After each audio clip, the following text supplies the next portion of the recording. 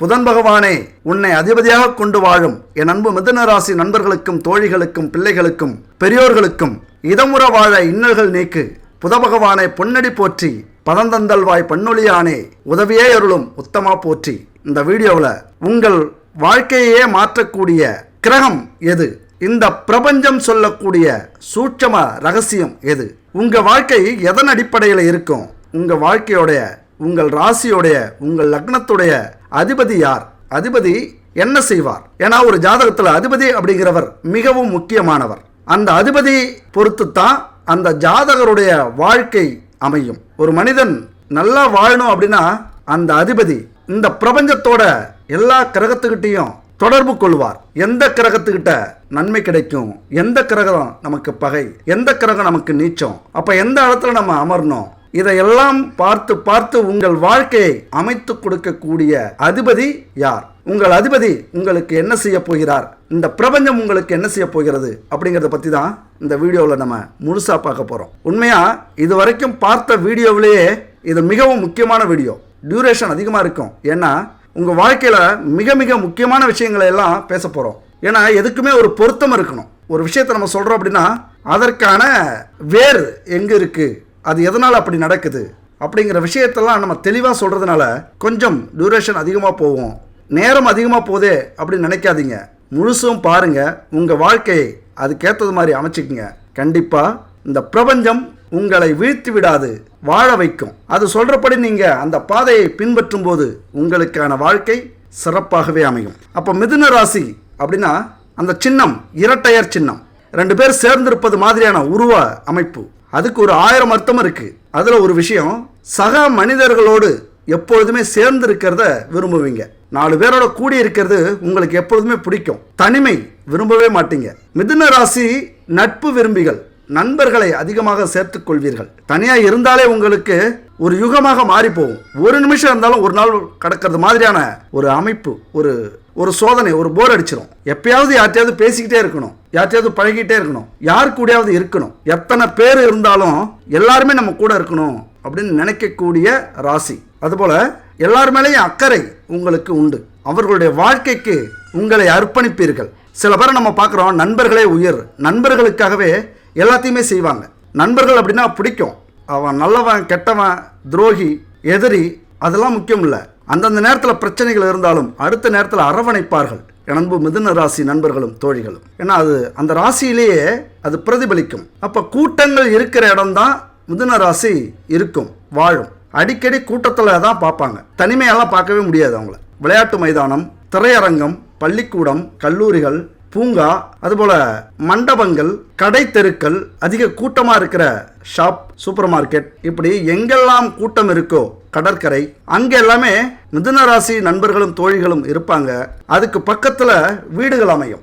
ஜோதிட சாஸ்திரத்தை பொறுத்த வரைக்கும் ஒவ்வொரு ராசிக்கான சின்னமும் அந்த ராசியினரின் குணங்களை அது பிரதிபலிக்கும். சும்மா ஒவ்வொரு ராசிக்கும் சின்னத்தை வச்சிடறதில்ல.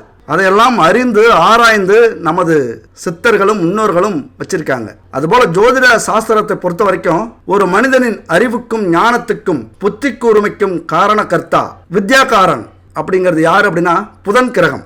அப்ப மிதுன ராசி நண்பர்களுக்கு அதிபதி புதன் பகவான். புதன் பகவான் தான் உங்களை வழி நடத்தணும், உங்களுக்கான பிரச்சனையை தீர்க்கணும். உங்கள்கிட்ட இருந்து நிறைய அவர் எதிர்பார்ப்பார். உங்க வாழ்க்கையே எப்படி கொண்டு போகணும் அப்படிங்கிறது உங்கள் வீட்டுக்கு அதிபதி. இன்னும் சொல்ல போனால் உங்கள் வீட்டுக்கு தலைவர். அப்பா அம்மா குரு, ஆனால் இவர் தலைவர். உங்கள் வாழ்க்கையை எப்படி சந்தோஷப்படுத்தணும், எப்படி உங்களை கஷ்டப்படுத்தணும், எப்படி சோதிக்கணும், எப்படி எச்சரிக்கை விடுக்கணும், இது எல்லாத்தையுமே செய்யக்கூடியவர் உங்கள் வீட்டு அதிபதி புதன் பகவான். மிதுன ராசியை பற்றி பேசணும் அப்படின்னா புதனை பற்றி பேசியே ஆகணும். புதன் கிரகம் தரும் மாற்றங்கள் பல. புதன் மட்டும் வலுவாக இருந்தா போதும். எப்பேற்பட்ட சூழ்நிலையிலையும் உங்களுடைய வாழ்க்கையை அற்புதமாக மாற்றுவார். புதன் யாரு? அறிவுக்கு அதிபதி, கல்விக்கு அதிபதி, ஞானத்துக்கு அதிபதி. அப்ப புதன் மட்டும் வலுவாக இருந்தால் அறிவின் மூலமாக உங்களுடைய வாழ்க்கையை சிறப்பாக அமைத்து கொடுத்து விடுவார். உங்களுடைய வாழ்க்கை மட்டும் இல்ல, பொதுவாகவே மனிதர்களுடைய வாழ்க்கை இந்த புதன் பகவான் கையில் இருக்கு. ஒரு மனிதன் ஞானத்தோடு செயல்படுவதும் ஞானம் இல்லாமல் அறிவிலித்தனமாக செயல்படுவதும் இவன் கையில தான் இருக்கு. தெரியும் எங்க யாருக்கு எந்த இடத்துல அமரணும். குறிப்பா மிதுன ராசிக்கு புதன் பகவான் அதிர்ஷ்டக்காரர்கள் அப்படின்னு தான் சொல்லணும். யாருடைய துணையும் உங்களுக்கு தேவையில்லை. அப்படி கெத்தா சிங்கம் மாதிரி சிங்கிளா முன்னேறி வரலாம் வாழ்க்கையில். சுயம்பு அப்படிங்கிறது யாரு? சுயம்பு லிங்கம் ஈஸ்வரனை சொல்லுவாங்க. அந்த மாதிரி முன்னோர்களுடைய சொத்து தேவையில்ல, பெத்தவங்களுடைய சொத்து தேவையில்ல, யாருடைய உதவியும் தேவையில்லை. இந்த புதன் பகவான் அதிபதியா இருந்தா, துணையோடு இருந்தா, நல்ல எண்ணம் கொண்டவராக நல்ல இடத்துல அமர்ந்திருந்தா, எப்பேற்பட்ட கஷ்டத்தில் இருந்தும் காப்பாத்தி எந்த ஒரு துணையுமே இல்லாம வாழ்க்கையில கொடி கட்டி பறக்க வைப்பார். ஒருத்தர் சிறந்த பேச்சாளராக இருந்தா, ஒரு சிறந்த வக்கீலாக இருந்தா, ஒரு சிறந்த வியாபாரியாக இருந்தா, ஒரு சிறந்த பட்டிமன்ற நடுவராக இருந்தா, ஒரு சிறந்த நடிகராக இருந்தா, ஒரு சிறந்த தொழிலதிபராக இருந்தா, அதற்கு காரணம் புதன் பகவான் தான். அப்ப உங்க ராசியில மிகப்பெரிய அறிவாளிகள் இருப்பார்கள். உங்க ராசியில தான் இருப்பாங்க. அதுபோல அடுத்த ராசியில இருந்தாங்க அப்படின்னா புதன் பகவானுடைய பார்வை அவருக்கு நல்லா விழுந்திருக்கு அப்படின்னு அர்த்தம். இதை நீங்க புரிஞ்சுக்கணும். அப்ப நாங்க ஏன் சரியில்லை? அதுதான். அப்ப என்ன சொல்ல வரார் அப்படிங்கிறத நம்ம பார்க்கணும். புதன் பகவான் ஒருத்தருடைய வாழ்க்கையில சரியா பயணம் செய்யல அப்படின்னா படிப்பே இருக்காது. அவர் நல்லவராக இருந்தா படிக்காமலே பட்டம் பெறுவார். படிக்கலனா என்ன? ஞானம் அவருக்கு அற்புதமாக செயல்படும். ஞானியாக மாறுவார். அதுதான் புதன் பகவான். அறிவுபூர்வமான விவாதம், பெரிய பெரிய நிபுணர்கள், கண்டுபிடிப்பாளர்கள், இவர்களுக்கு எல்லாருக்குமே புதனுடைய அனுக்கிரகம் வேணும். அப்போ உங்கள் ராசிபதியை பார்த்துங்க, எவ்வளவு அற்புதமானவர். உங்களுடைய ராசிக்கு அதிபதி புதன் பகவான். கண்டிப்பா நீங்களும் ஓரளவுக்கு படிச்சு அறிவுபூர்வமா இருந்திருப்பீங்க. உங்களது குழந்தைகளும் நல்லா படிக்கும். படிச்ச வேலைக்கு கண்டிப்பா போவாங்க. பெரிய பெரிய கண்டுபிடிப்பாளர்களாக இருப்பார்கள். ஐடி துறையில அசால்ட்டா உங்களுக்கு வேலை கிடைக்கும். முயற்சி பண்ணா அது தெரியும். பெரும்பாலான கணினி துறையில சாதிக்கிறாங்க அப்படின்னா அது மிதுன ராசி தான். கண்ணியில் வலுப்பெற்று இவர்கள் பிறந்திருப்பார்கள் மிதுன ராசியிலே. அப்ப நாங்க ஏங்க சரியில்லை? அதுதான், ஒவ்வொரு கிரகத்துக்கும் ஒவ்வொரு செயல்கள் உண்டு, செயல்பாடுகள் உண்டு. நமக்கு அப்படி எழுதி வச்சிருக்கிறார் அந்த ஈஸ்வரன். வாழ்க்கையில கஷ்டப்படணும், தனியா கஷ்டப்படணும், தனியா வாழ்க்கையில முன்னேறணும், யாருடைய துணையும் இருக்கக்கூடாது. உங்களுக்கு அதிகப்படியான நாலேஜ் இருக்கு அப்படின்னு நீங்க புரிஞ்சுக்கணும். உங்க வாழ்க்கையில நீங்க முன்னேறல அப்படின்னா அதற்கு காரணம் உங்களது மதியாக இருக்கும். நீங்க பெரிய வேலையில இருக்கணும், பெரிய சாதனையாளராக இருக்கணும், புகழ்பெற்றவராக இருக்கணும் அப்படிங்கிறது விதி. ஆனால் இப்போ சூழ்நிலை சரியில்லை அப்படின்னா உங்களது மதி வேலை செஞ்சுட்டு இருக்கு அப்படிங்கிறத நீங்க புரிஞ்சுக்கணும். அப்போ உங்களுடைய ஒவ்வொரு செயல்பாடிலும் மாற்றங்கள் வேண்டும். எழுத்தை ஆள்பவன் புதன் பகவான். ஒருவர் எழுத்துல ஆளுமை செலுத்துறார். ஒருவருடைய கையெழுத்து மிகப்பெரிய மாற்றத்தை உருவாக்குது. குடும்பத்திலையும் சமூகத்திலையும் வேலையிலையும் தொழிலையும் அப்படின்னா அங்கு புதன் பகவான் இருக்கிறார் அப்படின்னு அர்த்தம். உங்க கையெழுத்து மிகப்பெரிய மாற்றத்தை ஏற்படுத்தணுமா? புதன் வலுவாக இருந்தால்தான் அது நடக்கும். நீங்க முயற்சி பண்ணீங்கன்னா உங்க கையெழுத்தை மிகப்பெரிய தகுதி உள்ளதாக மாற்றலாம். அது நீங்க வச்சா அது நடக்கும். அது உங்களால முடியும். நீங்க நினைக்கிற விஷயத்த அப்படியே எழுத்துல கொண்டு வருவீங்க. கவிஞர்கள், கதாசிரியர்கள் விஞ்ஞானத்தை பத்தி கட்டுரை, பாடங்களுக்கு கட்டுரை எழுதணும். இது எல்லாமே புதன் பகவானின் அருள். அது மட்டும் இல்ல, சுக்கிரனுடன் புதன் இணைஞ்சு பிறக்கிறவங்க காதல் சொர்க்கத்துல திளைத்து மகிழ்வார்கள். காதல் கவிதைகள் அப்படியே பொங்கி வழியும். உங்கள் காதல் மிக சிறப்பாக இருக்கும். நீங்க பெண்ணோ ஆணோ, உங்களுக்கு வரப்போற துணை காதலிக்கிற காலகட்டத்தில் அப்படியே சொர்க்கத்தில் மிதப்பாங்க. அவர்களுக்கான கவிதைகள் வடித்து ரொம்ப சந்தோஷமா வச்சிருப்பீங்க. அதுபோல பத்திரிகை துறையில சாதிப்பீங்க. காரணம் புதன். எடிட்டரா அதுல இருப்பீங்க, நிருபரா இருப்பீங்க, புத்தகம் எழுதுவீங்க, கதை புத்தகம் எழுதலாம், சினிமாவுக்கே நீங்க கதை எழுதலாம். முயற்சி பண்ணி பாருங்க. அரசியல் இதை பத்திலாம் நீங்க எழுதும்போது மிக பிரபலமா அடைவீங்க. இப்ப பத்திரிகை துறையில இருக்கீங்க அப்படின்னா அரசியலை பத்தி எழுதும்போது மிக பிரபலமானவராக மாறுவீர்கள். அது மட்டும் இல்ல, நீங்க எதை பத்தி எழுதினாலும் அதுல பிரபலம் ஆவீங்க. ஒரு குறுகிய பார்வை இருக்காது, தொலைநோக்கு பார்வை உண்டு. அரசியல்வாதியாக இருந்தா உயர்ந்த பதவியை உங்களால எட்ட முடியும். அந்த அளவுக்கு புதன் பகவானின் அருள் உங்களுக்கு கிடைக்கும். ஏன்னா ஞானம் இன்னைக்கு நிறைய அரசியல்வாதி கிட்ட அது இருக்காது. ஆள்பலம், பணபலம், அந்த ஒரு சூழ்ச்சி இதெல்லாம் இருக்கிறதுனால இன்னைக்கு நிறைய பேர் அரசியல்வாதியா இருக்காங்க. ஆனா நீங்க அரசியல்வாதியா இருந்தீங்க அப்படின்னா உங்களால் எழுத்தால் மிகப்பெரிய மாற்றத்தை உருவாக்க முடியும். அதிபதி, புத்திசாலிகள், நல்லவர்கள் இதெல்லாமே நீங்களா தான் இருக்கணும். ஒரு இடத்துல படித்தவங்க இருக்காங்க அப்படின்னா மிதுன ராசி நண்பர்களும் தோழிகளும் அங்கே நிறைய பேர் இருப்பாங்க. எல்லாருக்கிட்டையும் நட்பு பழகுவீங்க, சுறுசுறுப்பாக இருப்பீங்க. உங்கள் வாழ்க்கையில் காதல் உண்டு. அதுபோல் தொழிலையும் காதலிப்பீங்க, அப்பா அம்மாவை காதலிப்பீங்க, நீங்கள் செய்கிற துறையை காதலிப்பீங்க, காதலியை காதலோ காதலிப்பீங்க. அதே நேரத்தில் காதலில் மிகப்பெரிய பலத்தை கொண்டிருக்கும், ஞானத்தை கொண்டிருக்கும் நீங்கள் கொஞ்சம் வாழ்க்கை பிரச்சனையில் சோதனைகள் உண்டு. மனைவி அல்லது கணவன் பிரச்சனையா அமைவார். மற்றவர்களுக்கு உதவுவீங்க. அது குடும்பத்தில் இருக்கிறவங்களுக்கு பிடிக்காது. மிதுனம் அப்படின்னாலே இரட்டை உருவம் கொண்ட ராசி. அப்ப எல்லா விஷயத்துக்குமே ரெண்டு பக்கம் இருக்கா? நல்லது கெட்டது, இரவு பகல், நிலா சூரியன், இன்பம் துன்பம், காலை மாலை, ரெண்டு பக்கம் உண்டு. அதுபோல கடவுள் பாதி மிருகம் பாதியாக என் அன்பு மிதுன ராசி நண்பர்களும் தோழிகளும் இருப்பீங்க. அப்ப இதனால உங்களுடைய நல்ல பக்கத்துக்கு எல்லாரும் நல்லவர்களாக தெரிவார்கள், நல்ல விஷயங்களாக நடக்கும். இன்னொரு பக்கம் வந்தா எல்லாமே கெட்டதாக மாறும். இந்த புதன் பகவானால நல்ல பேச்சாளர்களாக, வாத திறமையில் வல்லவர்களாக இருப்பீங்க. நீதிமன்றம் உங்களுக்கு சிறப்பாக அமையும். ஒரு நல்ல வக்கீலா, வாதிட திறமையானவரா உங்க வாழ்க்கையில் நீங்க செயல்பட முடியும். பெரிய புகழை அடைய முடியும். அந்த விஷயத்துல வசீகரமா பேசுவீங்க. நீங்க வாதிடும் போது அனைவருடைய கவனத்தையும் ஈர்ப்பீங்க. அறிவுபூர்வமா பேசுவீங்க. காரணம் இல்லாம எதையுமே பேச மாட்டீங்க. எந்த இடத்துலையும் சரி. ஒருத்தர் உங்களை வார்த்தையால சீண்டிட்டார் அப்படின்னா சில பேர் இப்பெல்லாம் சவால் விடுறது உண்டு. வாங்க நேருக்கு நேராக ஒரு மேடையில் சந்திப்போம், பேசுவோம் அப்படின்னு. அந்த இடத்துல உங்கள்கிட்ட யாராவது சிக்கினாங்கன்னா சின்ன பின்னமாக ஆயிடுவாங்க. அவங்க எதிர்பார்க்கறத விட 100 மடங்கு அதிக ஞானத்தோடு பேசுவீங்க. உண்மையாக இந்த விஷயத்தை நீங்கள் புரிஞ்சுக்கணும். சில கிரகங்களால் உங்களுடைய ஞானங்கள் இப்போ மறைச்சி வச்சிருக்கிற வாய்ப்பு இருக்குது. அதை நீங்கள் வெளியில் கொண்டு வர வேண்டிய உரிமை உங்களுக்கு தான் உண்டு. இங்கே தான் மதி வேலை செய்யணும். தனிமையாக நீங்கள் செயல்பட்டீங்க அப்படின்னா கோழையாக ஃபீல் பண்ணுவீங்க. 4 பேர் பக்கத்தில் இருந்தால் நீங்கள் சிங்கமாக ஃபீல் பண்ணுவீங்க. மீனத்தில் முறையான நீச்ச பங்கம் பெற்றிருந்த ராசியாக மிதுன ராசி இருந்தால் உங்கள் வாழ்க்கை ஆரம்ப காலத்தில் ரொம்ப கஷ்டமாக இருக்கும். ஒன்றுமே இல்லை, ஒரு நிராயுதபாணியாக, எல்லாத்தையும் இழந்தவர்களாக, மானம் மரியாதை செல்வம் இல்லாதவர்களாக, கடனாளியாக, நோயாளியாக இருப்பீங்க ஆரம்பத்தில். ஆனால் ஒரு குறிப்பிட்ட வயசுக்கு மேலே உச்ச நிலைக்கு அடைவீங்க. இதெல்லாமே சாத்தியம்தான். நிறைய வாழ்க்கையில் உயர்ந்தவங்களை நிறைய பேரை நம்ம பார்த்துருக்கோம். திடீர்னு ஒரு நேரத்தில் கொடி கட்டி பறப்பாங்க. உள்ளூரில் சாப்பிட்றதுக்கு கூட வழி இல்லாதவங்க வெளியில் போனோடனே ஒரு சில ஆண்டுகளுக்கு அப்புறம் திடீர்னு போயடைவாங்க. கார், பங்களா, சொகுசான வாழ்க்கை இப்படின்னு ஊர் பக்கம் வருவாங்க. இவங்க எல்லாருமே இந்த அமைப்பில் பிறந்தவங்க. கடகத்தில் குரு உச்சமடைகிறதுனால குடும்பம் ஒன்று உங்களுக்கு அமைஞ்சாதான் வளர்ச்சி அப்படிங்கிறதே இருக்கும். அதே நேரத்தில் செவ்வாய் கடகத்தில் நீச்சம் அடைகிறதுனால கூட்டு குடும்பத்தில் உடன் பிறந்தவர்களால மன கஷ்டங்கள், ஊர் வம்பு, வழக்கு, அதனால பண இழப்பு, கோர்ட்டு கேஸு, வழக்கு இப்படி அமையக்கூடிய அமைப்பு உண்டு. உங்களை மாதிரி உங்க குடும்பத்தில் உள்ளவங்க அமைய மாட்டாங்க. மிதுன ராசி அப்படின்னா ரெண்டு பக்கம் உண்டு, அப்படி இல்லையா? நீங்க அறிவாளியாக, ஞானம் உள்ளவராக, அமைதியாக, கல்வியில சிறந்து விளங்குனீங்க அப்படின்னா உங்களுக்கு ஆப்போசிட்ல உள்ளவர்களாகவும் உங்க குடும்பத்துல பிறப்பாங்க. அப்படியே ஆப்போசிட்ல தம்பி, தங்கை இப்படி அவர்களால் உங்களுக்கு குடும்பத்தில் கஷ்டங்கள் வரும். அப்பெல்லாம் நிதானத்தை நீங்கள் கடைப்பிடிக்கிறது நல்லது. இல்லைனா உறவுகளில் பல பிரச்சனைகள் ஏற்படும். உங்களை பொறுத்த வரைக்கும் ஒரு கல் எரிஞ்சா 2 மாங்காய் வேணும் அப்படின்னு ஆசைப்படுவீங்க. நீங்கள் அந்த 2 மாங்காய் வீழ அப்படின்னா கோபம் வரும். உங்களுக்கு பொறுமை இழப்பீங்க. டக்கு டக்குன்னு ஒரு விஷயத்தில் நீங்கள் முயற்சி பண்ணி தோத்துட்டீங்க அப்படின்னா எப்பொழுதுமே 2 பலன் கிடைக்கணும், அதுக்கு ஆசைப்படுவீங்க வழக்கமாகவே.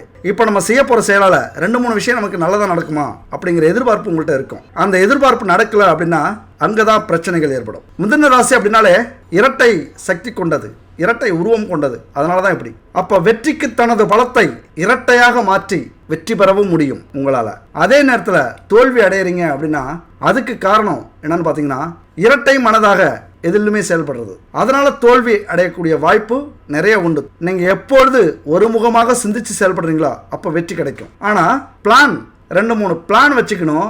செயல்படுறது ஒன்றில் செயல்படணும். இரு மனசா செயல்படும் போது தான் அங்கே தோல்வி. அதுபோல் மிதுன ராசிக்கு வேலையிலையோ தொழிலையோ 2 பதவிகள், 2 வேலைகள் இதெல்லாமே இருக்கும். நீங்கள் கவனிச்சிங்கன்னா தெரியும். ஒரு அலுவலகத்தில் இருக்கும்போது அதிகார பதவியிலையும் இருப்பீங்க.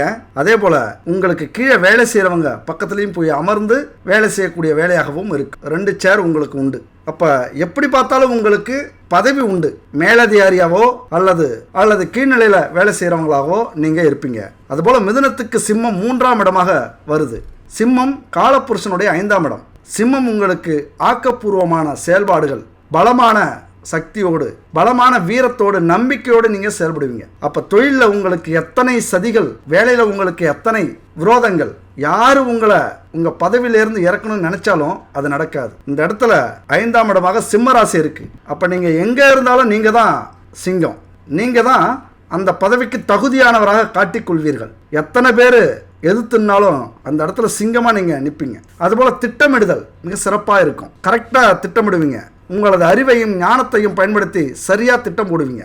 உங்கள் வாழ்க்கையில் அந்த திட்டங்கிறது பெரிய இடத்தை பிடிக்கும். நீங்கள் திட்டம் போட்டு ஒரு வேலையில் இறங்கினீங்க அப்படின்னா அந்த திட்டம் சக்சஸ் தான். 3ஆம் இடமான மிதுனத்தை லக்னமாக கொண்டவர்களுக்கு பஞ்சமஸ்தானம் என்னும் பூர்வ புண்ணியஸ்தானம் 3ஆம் இடமாக இருக்கு. அதனால உங்களுக்கு இது இறைவன் கொடுத்த வரப்பிரசாதம். 3ஆம் இடம் பஞ்சமஸ்தானம், பூர்வ புண்ணியஸ்தானம், கடவுளின் ஆசீர்வாதம் உங்களுக்கு எப்பொழுதுமே உண்டு. இந்த இடத்துக்கு ஒரு பெரிய பாக்கியம் வேணும் அப்படின்னு சொல்லுவாங்க. இது சகோதரஸ்தானம். எண்ணம், எழுத்து, இயக்கம், ஆற்றல், தைரியம், வீரியம், சக்தியின் பெட்டகமாக விளங்கக்கூடியவர்கள். இது எல்லாமே ஒரு சேர வாழக்கூடியவர்கள் என் அன்பு மிதுன ராசி நண்பர்களும். அவர்களால் சகோதரஸ்தானம் பெருமை அடையும். அப்போ நீங்கள் குடும்பத்தில் இருந்தீங்கன்னா உங்கள் சகோதர சகோதரிக்கு பெருமை அது. ஆனால் அவங்களால எந்த ஒரு நல்லதும் உங்களுக்கு நடக்காது, மன கஷ்டம்தான் உருவாகும். ஆனால் உங்களால் அவர்களுக்கு மிகுந்த பாக்கியம் கிடைக்கும். அப்போ அந்த 3ஆம் இடம் அப்படிங்கிறது கவிதை, இலக்கியம், காதல், ஷேர் மார்க்கெட்டில் உயர்ந்து லாபம் கிடைப்பது, கௌரவமான பதவிகள், இப்படி எத்தனையோ விஷயங்களை நம்ம சொல்லிக்கிட்டே போகலாம். நிறைய விஷயங்கள் அதில் புதஞ்சு கிடக்கு. 3ஆம் இடம் அப்படிங்கிறது அறிவு அப்படின்னா 5ஆம் இடம் என்பது ஆழ்ந்த அறிவு, அதை சொல்லக்கூடிய இடம். அறிவு ஸ்தானம் ஆழ்ந்த அறிவு ஸ்தானமாக விளங்குகிறது. அதனால தான் சொல்கிறேன், பாக்கியவாதிகள் நீங்கள். இறைவனுடைய ஆசீர்வாதம் உங்களுக்கு நிறைய உண்டு. ஒரு சின்ன அறிவை நீங்கள் செயல்படுத்தினீங்க அப்படின்னா அங்கே பெரிய அறிவு வேலை செய்யும். ஆழ்ந்த அறிவுபூர்வமான வேலைகள் நடக்கும். நீங்கள் புத்திசாலிகள் மட்டுமில்ல, மகா புத்திசாலிகள், மகா தைரியசாலிகள். எதையுமே சீர்தூக்கி பார்த்து செயல்படுவதில் வல்லவர்கள். வரக்கூடிய விஷயம் உங்களுக்கு முன்னாடியே தெரியும். அந்த அளவுக்கு உங்களது மூளை வேகமாக வேலை செய்யும். கால்குலேட் அப்படின்னு சொல்லுவாங்கள்ல, முன்னாடியே கணக்கு பண்ணிடுவீங்க. இதுதான் நடக்க போகுது, இது மாதிரி நடந்துகிட்டு இருந்ததுன்னா இதுக்கப்புறம் இதுதான் நடக்கும் அப்படிங்கிற ஒரு தெளிவான சிந்தனை உடையவர்கள் என் அன்பு மிதுன ராசி நண்பர்களும் தோழிகள். அப்போ உண்மையாக கொடுத்து வச்சவங்க. மிதுன ராசி அப்படிங்கிறது காற்று ராசி, ஜோதிடத்தில் மிகவும் முக்கியமான ராசி. காற்றோட்டம் இல்லாத வீட்டில் நீங்கள் குடியிருந்தீங்க அப்படின்னா அது உங்களுக்கு செட் ஆகாது. நோய் வரும், மனக்குழப்பம் வரும், பிரச்சனைகள் வரும். காத்தோட்டமாக இருக்கணும். உங்கள் வீட்டில் எப்பொழுதுமே நீங்கள் சுத்தமாக வச்சுக்கணும். ஏசி உங்களுக்கு சுத்தமாக செட் ஆகாது. நீங்கள் ஏசி போட்டிங்க அப்படின்னாலே உங்கள் உடம்பு சரியில்லாமல் போகும். வீட்டில் நிறைய செடி கொடிகளை நீங்கள் வளர்க்குறது நல்லது. ஏன்னா அதுவும் ஒரு உயிர்.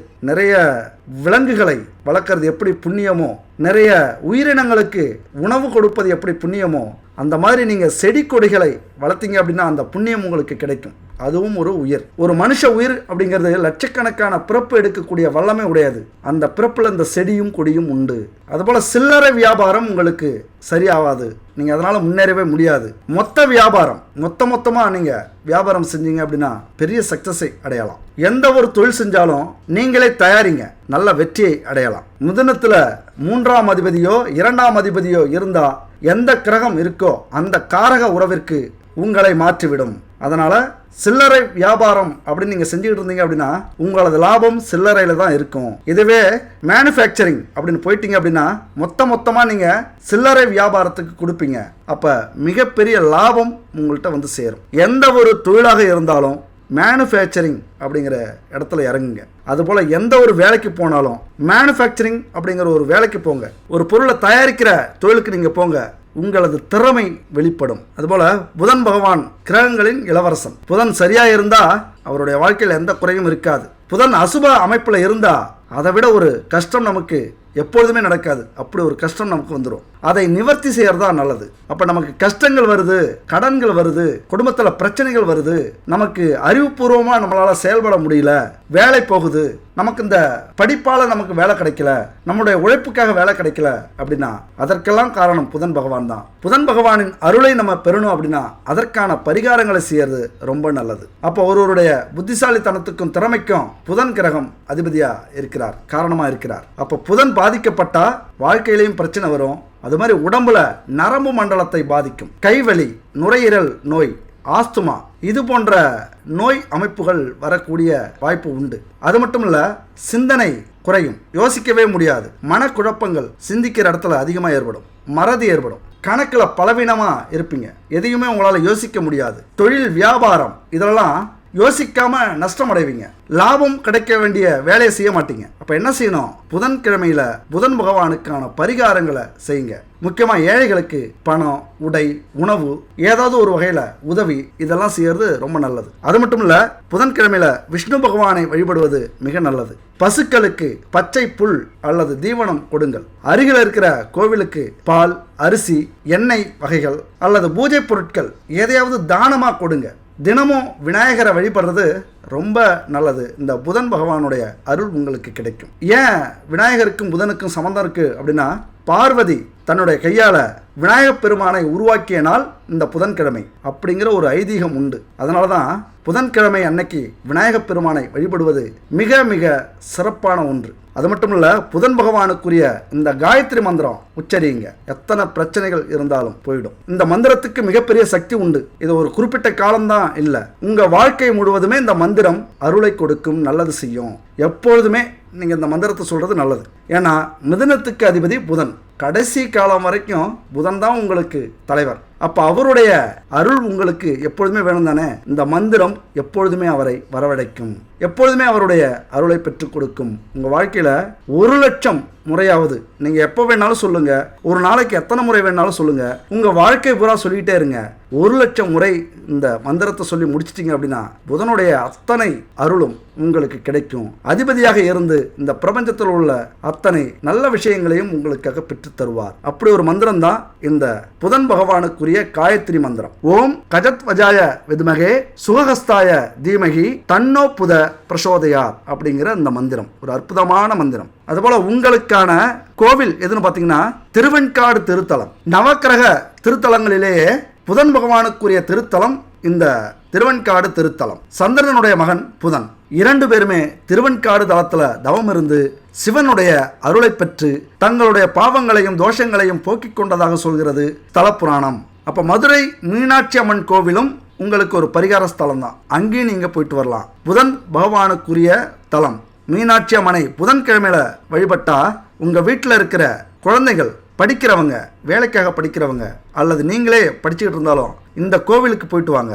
மீனாட்சி அம்மன் கோவிலுக்கு சிறப்பாக உங்களது கல்வியை அவர் கொடுப்பார். அவர் பார்த்துப்பார் கல்வியை. நீங்கள் படித்தா மட்டும் போதும். நாம் எப்பொழுதுமே வீடியோவில் பரிகாரங்கள் அப்படிங்கிறத ஒரு விஷயத்த சொல்லுவோம். உங்களால் எதெல்லாம் முடியுதோ அந்த பரிகாரத்தை நீங்கள் பின்பற்றலாம். ஒவ்வொரு பரிகாரமுமே ஒவ்வொரு தெய்வங்களையும் கிரகங்களையும் சந்தோஷப்படுத்தக்கூடிய பரிகாரம். முன் ஜென்மத்திலேயோ முன்னோர்களோ செய்த பாவங்களுக்கு செய்யக்கூடிய அற்புதமான பரிகாரம். பரிகாரம் அப்படிங்கிறது கொஞ்சம் சிரமமாக தான் இருக்கும். ஏன்னா ஈஸியாக செய்யறதெல்லாம் பரிகாரங்கள் இல்லை. நம்மளை கஷ்டப்படுத்திக்கிட்டு செலவு பண்ண வச்சு சில இழப்புகளை சந்திக்கிறது, இதெல்லாம் தான் பரிகாரங்கள். ரொம்ப ஈஸியாக செய்யறது பரிகாரங்களே இல்லை. அதனால் அப்படிப்பட்ட சில பரிகாரங்கள் செய்யும்போது வாழ்க்கையில் மிகப்பெரிய மாற்றத்தை அது ஏற்படுத்தும். அதனால் இப்போ நம்ம சொல்ல போகிற பரிகாரமும் மிதுன ராசி நண்பர்களுக்கும் தோழிகளுக்கும் மிக முக்கியமான பரிகாரம். எப்படின்னா, பொன் கிடைத்தாலும் புதன் கிடைக்காது அப்படிங்கிறது பழமொழி. அப்படிப்பட்ட பொன்னான புதன்ல செய்யக்கூடிய சில பரிகாரங்கள் உங்கள் வாழ்க்கையை மாற்றும். அதனால் ஒரு புதன்கிழமை அன்னைக்கு இந்த பரிகாரத்தை நம்ம ஆரம்பிக்க போகிறோம்.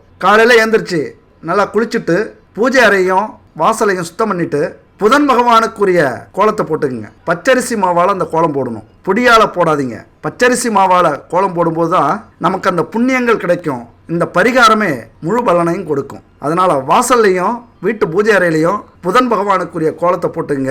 அப்போ தினமும் நம்ம பச்சரிசி மாவால் அரைச்சி கோலம் போட முடியாது அல்லது முளைக்கட்டின பச்சை பயிரை நம்மளால் செய்ய முடியாது அப்படின்னா இந்த நம்பருக்கு கான்டாக்ட் பண்ணுங்கள். பச்சரிசி கோலமாவு கட்டி உங்களுக்கு கொடுக்குறாங்க.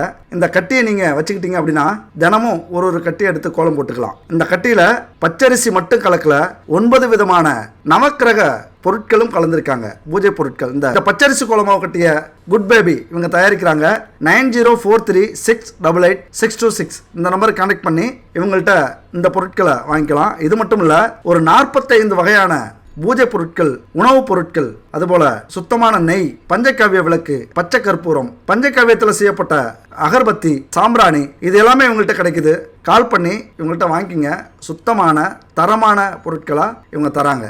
பூஜை அறையில் மகாலட்சுமி படத்தை அலங்காரம் செஞ்சுக்கிட்டு தீபம் ஏற்றி முளை கட்டிய பச்சை பயிர் அதை ஒரு வெள்ளை துணியில கட்டி வச்சுக்கணும். பச்சை பயிரை ஒரு 2 நாளைக்கு ஊற வச்சோம் அப்படின்னா முளை கட்டிடும். அந்த பயிரை ஒரு வெள்ளை துணியில முடிச்சு சாமிக்கு முன்னாடி வச்சுக்கோங்க. அடுத்தது புதன் பகவானுக்குரிய நிறம் பச்சை. அப்போ புதன்கிழமையில பச்சை நிற ஆடை நீங்க அணிஞ்சுக்கிறது நல்லது. எப்பேற்பட்ட புதன் தோஷம் இருந்தாலும் அதை நீக்கிடும். அப்போ பச்சை உடை அணிந்து தீபமேற்றி இந்த மகாலட்சுமி திருவுருவ படத்துக்கு முன்னாடி அமர்ந்து புதன் பகவானுக்குரிய காயத்ரி மந்திரத்தை சொல்லுங்க. நம்ம முன்னாடி சொன்னோம்ல அந்த மந்திரத்தை இப்ப சொல்லுங்க. அதுக்கப்புறம் புதன் பகவானை மனதார வேண்டிக்கிட்டு இந்த பச்சை பயிரை எடுத்துட்டு போய் திருநங்கைகளுக்கோ அல்லது ஏழைகளுக்கோ அந்த பயிரை கொடுங்க. எவ்வளவு பயிர் நம்ம அந்த மாதிரி பயன்படுத்தலாம் அப்படின்னா, ஒரு நாளைக்கு 1 கிலோ பயன்படுத்துங்க. தானமா அந்த பச்சை பயிரை கொடுத்துட்டு கோவிலுக்கு போங்க. கோவிலுக்கு போய் புதன் பகவானுக்கு 17 தீபங்களை ஏற்றுங்க. அதுக்கப்புறம் 17 முறை அவரை வலம் வந்து வணங்குனீங்க அப்படின்னா மிகப்பெரிய மாற்றங்கள் நம்ம வாழ்க்கையில் ஏற்படுறத பார்ப்பீங்க. பொதுவாகவே 17 முறை வலம் வர்றது, 17 முறை தீபம் ஏற்றுறது அரிதான ஒன்று. இது புதன் பகவானுக்கு மட்டும்தான் இந்த எண்ணிக்கையில் தீபம் ஏற்றணும், வலம் வரணும். அதனால தான் 17 தீபம் ஏற்றி 17 முறை வலம் வந்து உங்களது கோரிக்கைகளை அவரிடம் சொல்லி வேண்டிக்கோங்க. அப்போ எத்தனை நாளைக்கு இதை செய்யணும்? 17 நாட்களுக்கு செய்யணும். பால் பாயாசம் நைவேத்தியமாக வச்சுக்கலாம். உங்களால் முடிஞ்ச வரைக்கும் 17 நாட்கள் இப்போ நான் சொன்னது மாதிரி செஞ்சீங்க அப்படின்னா எல்லா வளங்களையும் உங்களுக்கு கொடுப்பார். அதுபோல் குறிப்பாக இந்த பச்சை பயிரை திருநங்கைகளுக்கு தானமாக கொடுத்தீங்க அப்படின்னா முழு பலனையும் நம்மளால் அடையலாம். அதுபோல் பச்சை துணி சேலை அவர்களுக்கு தானமாக கொடுக்கலாம். எப்படின்னா 17வது நாள் 17 நாட்களும் இது மாதிரி செஞ்சுட்டு 17வது நாள் அவர்களுக்கு ஒரு சேலை எடுத்து தானமாக கொடுங்க. அவருடைய அருளை நீங்கள் பெறலாம். கண்டிப்பாக வாங்கி பயன்படுத்தி பாருங்கள். நம்பிக்கை இருக்கிறவங்க மட்டும் செய்யுங்க.